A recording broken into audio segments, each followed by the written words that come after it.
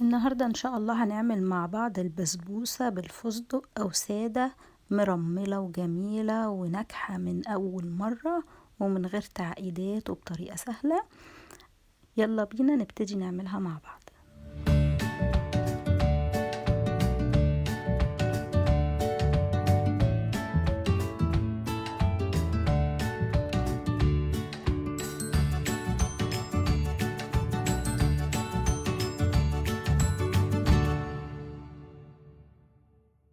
السلام عليكم ورحمة الله، وأهلا وسهلا بحضراتكم في مطبخ نوجة العالمي. يا رب تكونوا كويسين وفي أحسن حال. النهاردة إن شاء الله هنعمل مع بعض البسبوسة، وزي ما حضراتكم شفتوا في أول الفيديو شكلها في منتهى الجمال وبطريقة سهلة وبسيطة. أول حاجة هنعملها مع بعض هي الشراب أو السيرب. فأنا عندي كوباية وربع من السكر. هنستعمل الكوباية المعيارية. انا عندي الكوبايه بتاعتي دي قد الكوبايه المعياريه، فهي بتبقى سهله قوي ان انا اقيس بيها.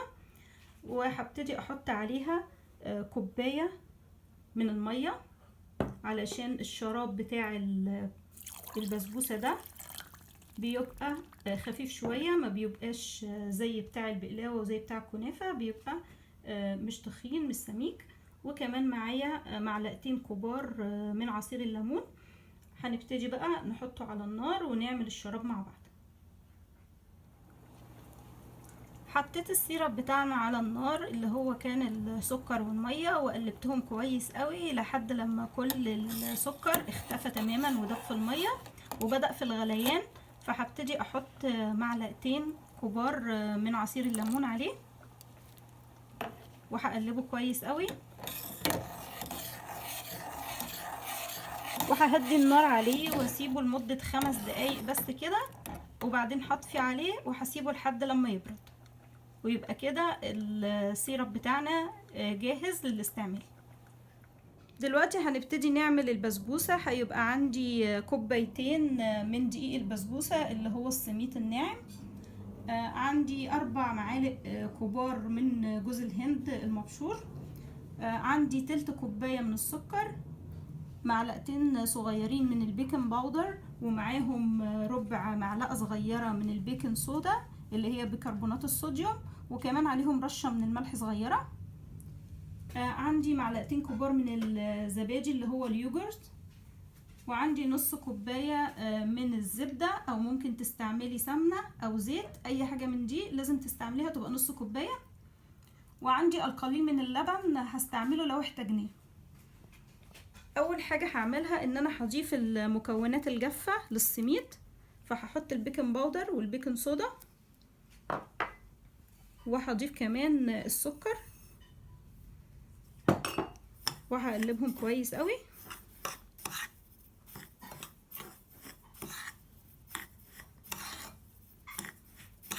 انا على فكرة مستعملة الكوباية المعيارية علشان المقادير بتاعتك تبقى مظبوطة، وهستعمل صينية وسط، ولا كبيرة ولا صغيرة. وبعدين بعد كده هضيف جوز الهند واقلبه كويس، وبعدين هبتدي اضيف الزبدة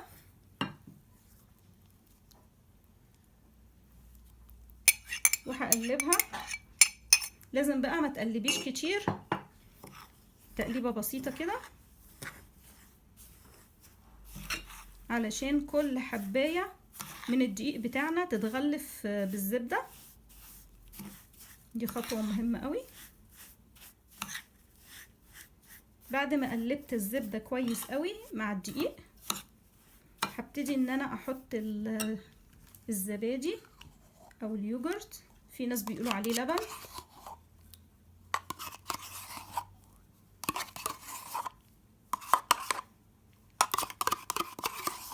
وهقلبه كويس قوي برضو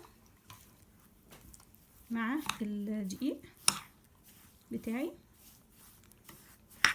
لحد لما هكون عجينة تبقى مش عاوزاها تبقى سايبة، عاوزاها تبقى مفرولة كده.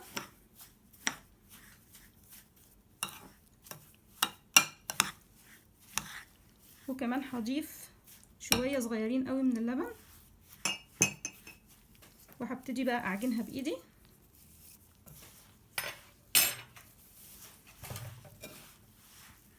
هي كده العجينة ما شاء الله جميلة جدا.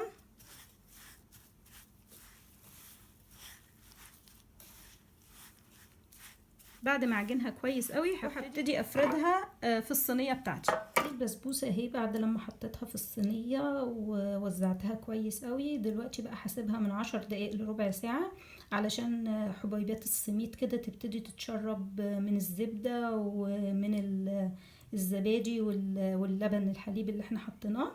وبعدين هبتدي اروح احطها بقى في فرن متوسط الحرارة 180 درجة مئوية لحد لما تبتدي تستوي من تحت، وهتلاقي الحروف بتاعه الصينية كده بدأت تاخد لون جولد. هتبتدي تشغلي الشواية حاجة بسيطة كده لحد لما تاخد برضو لون جولد من فوق كده.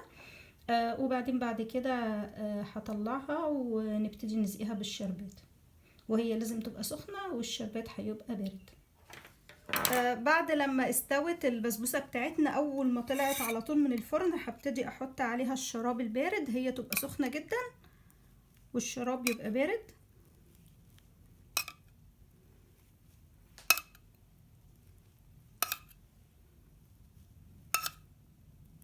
لازم توزعيه كده في كل حتة في الصينية علشان تبقى كلها طرية وطعمها جميل.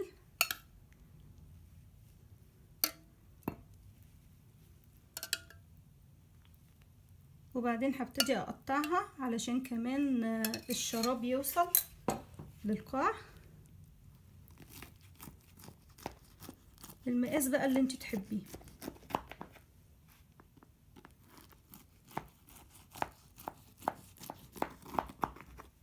انا هقطعها وبعدين هبتدي ازوقها بشوية من المكسرات المحمصة، وهوري لحضراتكم الشكل النهائي ليها. ده الشكل النهائي للبسبوسة بتاعتي بعد لما قطعتها وحطيت عليها شوية من الفستق كده. ممكن تعمليها سادة وممكن تحطي عليها اي نوع مكسرات انت بتحبيه، وهي على فكرة مرملة وجميلة وهتعجبكم جدا جدا.